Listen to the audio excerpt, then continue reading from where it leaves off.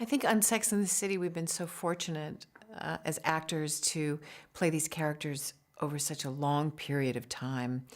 It's kind of a dream because the more you play a character, the better you know it, and the better it gets infused with parts of you.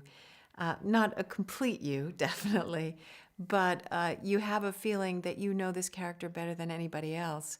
And all of these storylines that happen with the four girls and the character that you're playing, it just gets, for me, deeper and richer, much more fun.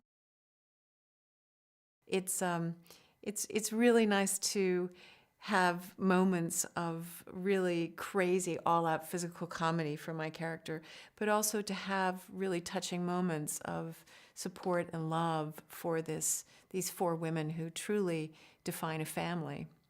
So for me, to keep coming back is just reinvesting and getting to know more and more about Samantha. It's almost like some people talk about it as like psychotherapy. The more you get to know yourself, the more aware you are of what you do and how you react. And I think it's very synonymous with playing a character over a long period of time for me. For me, the really exciting thing about the sequel is I love the first movie because it was really, we'd been so long away and it was reestablishing plot lines and relationships within the four characters. But it's only been a year and a half since you've seen them. So I feel that we're picking up exactly where we left off. And this movie is just mayhem. Crazy mayhem. It reminds me of the road pictures of Bob Hope and Bing Crosby, where you're going off to exotic locations and crazy things happen to these gals who are quintessentially North American, and the hijinks that happen. And it's been a blast to do. I mean, there are scenes, again, always, that connect the women from an emotional place.